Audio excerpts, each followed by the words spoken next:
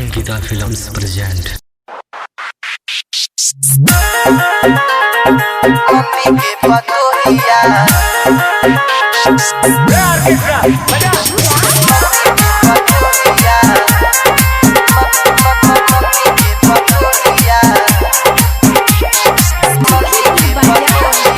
तू ही हऊ जान हमरे मम्मी के पतोहिया।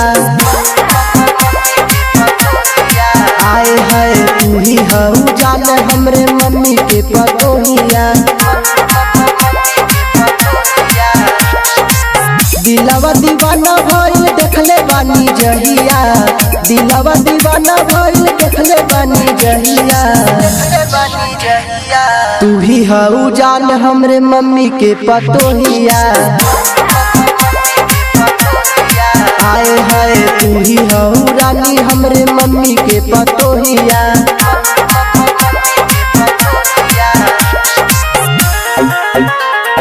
मम्मी के पतोहिया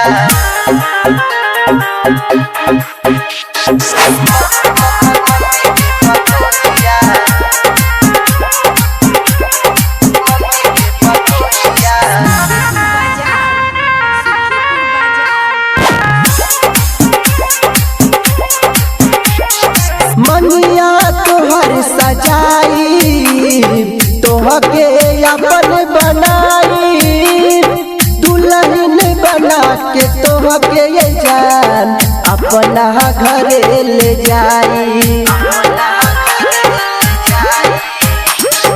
मनिया तोहर सजाई तोहके अपन बनाई, दुल्हन बना के तोहके ये जान अपना घरे ले जाई, अपना घरे ले जाई। बोला ना बारात लेके आई हम कहिया, तू ही हऊ जान हमरे मम्मी के पतोहिया। दिलवा दीवाना भइल देखले बानी जहिया, दिलवा दीवाना भइल देखले बानी जहिया। तू ही हऊ जान हमरे मम्मी के पतोहिया। आए हाय तू ही हऊ रानी हमरे मम्मी के पतोहिया।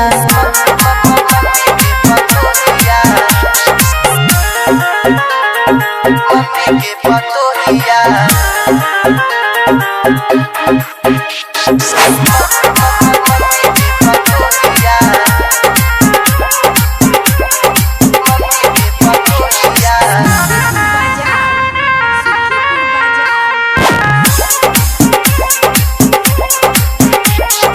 तोहरा बिना ये जान मनवाई कैसे मानी, निधियो नयावे जान हो जहिया से देखले बानी। तोहरा बिना ये जान मनवाई कैसे मानी, निधियो नयावे जान जहिया से देखले बानी, जहिया से देखले बानी। रोहिता निहार लहर दम रहिया। आए हाय तू ही हऊ जान हमरे मम्मी के पतोहिया।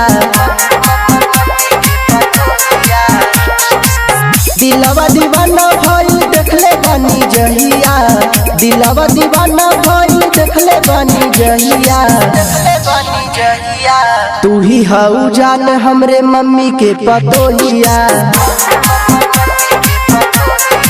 आए हाय तू ही हऊ रानी हमरे मम्मी के पतोहिया।